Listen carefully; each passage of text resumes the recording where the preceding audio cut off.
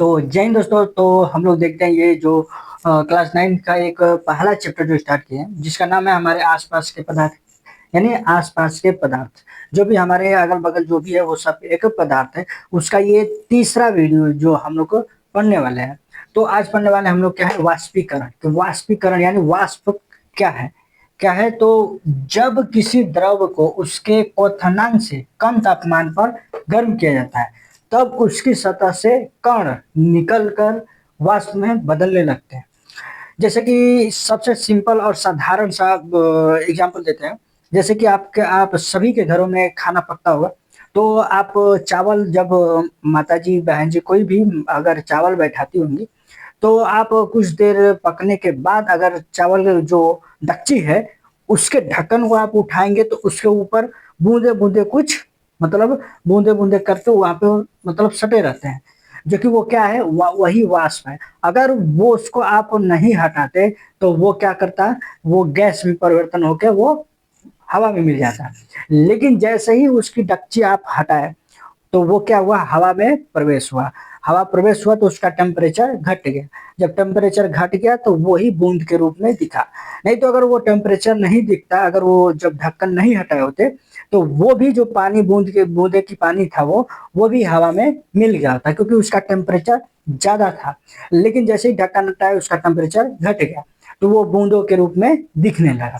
तो बस वही है वाष्पीकरण। क्या है, वाष्पीकरण। अब हम लोग देखते हैं वाष्पीकरण को प्रभावित करने वाले कारक, कि वाष्पीकरण को कौन कौन से कारण प्रभावित कर सकते हैं। तो जैसे कि है कि तापमान में वृद्धि। तापमान में वृद्धि का मतलब कि जैसे कि बताते हैं कि अगर 0 डिग्री सेल्सियस है, क्या 0 डिग्री सेल्सियस, तो वो क्या रहेगा, बर्फ यानी ठोस अवस्था में रहेगा। जैसे ही जीरो से लेवल बढ़ा 20 या 40 डिग्री टेम्परेचर, क्या 20 या 40 डिग्री टेम्परेचर में गया, तो वो क्या हो जाएगा, लिक्विड फॉर्म में यानी पानी के रूप में हो जाएगा। अब जैसे ही उसको 100 डिग्री सेल्सियस पर उसको गर्म करेंगे, तो वो क्या होगा, गैस के रूप में वो परिवर्तन होके हवा में मिल जाएगा।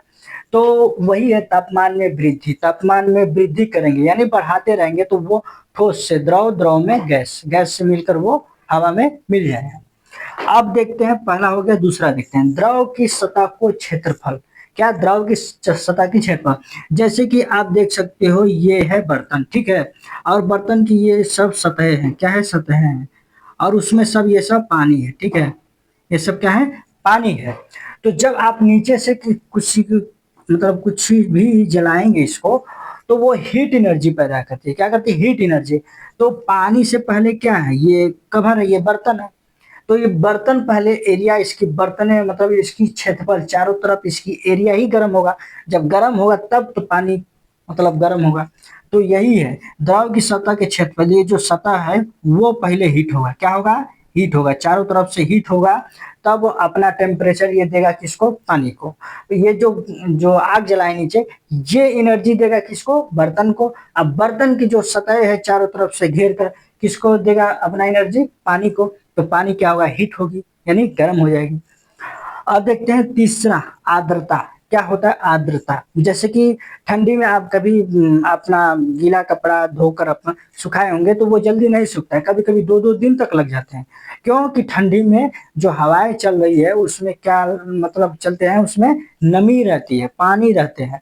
बहुत हाँ, बहुत छोटे छोटे पार्टिकल में वो पानी रहती है, जिससे कि ये कपड़े नहीं सूख पाते हैं। वो भी आजकल के मतलब आजकल तो अभी गर्मी पड़ रही है, बहुत भयंकर वाली गर्मी। तो आप उदाहरण देखे होंगे कि आप अपना शर्ट धोकर छत पे डाले होंगे, तो छत पर डालने के बाद मात्र 15 या 20 मिनट में पूरा एकदम कपड़ा एकदम सूख जाता है। क्यों, क्योंकि हमारे जो वायु है, जो हवाएं चलती है, उसमें नमी नहीं है।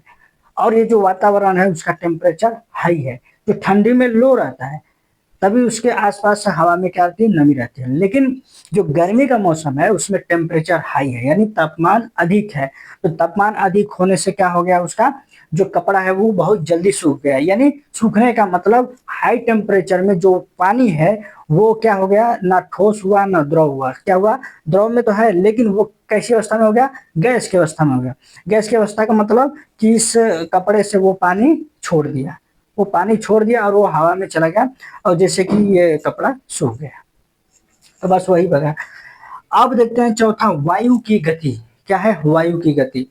आप कभी-कभी देखे होंगे, जो अभी गर्मी का मौसम है, उसी गर्मी के मौसम में कभी-कभी हवाएँ ठंडी चलेगी या कभी-कभी हवाएँ गर्म चलेंगी। क्यों? क्योंकि वो टेम्परेचर की वजह से, तापमान की वजह से। क्यों? तापमान की वजह से। और वही तापमान है जो हमारे कपड़ों को सुखाती है, या कभी-कभी आप देखे होंगे कि हमको मतलब किसी भी इंसान को लू मारी है। लू क्यों मारी है?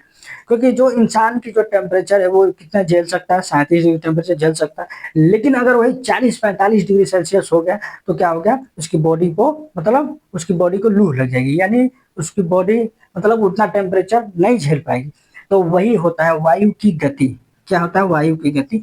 जब हवा में नमी रहेगी तो सब कुछ ठीक रहेगा, जब नमी नहीं रहेगी तो वही टेम्परेचर बढ़ जाता है, जिसे हम लोग लू कहते हैं, चाहे बहुत अन्य प्रकार के उससे बोलते हैं। तो अभी हम लोग, अब ये चैप्टर खत्म हो चुका है। अभी इसका हम लोग क्वेश्चन आंसर देखेंगे टिपिकल वाइज, और कुछ लॉन्ग क्वेश्चन है उसको हम लोग बारीकी से ध्यान देंगे।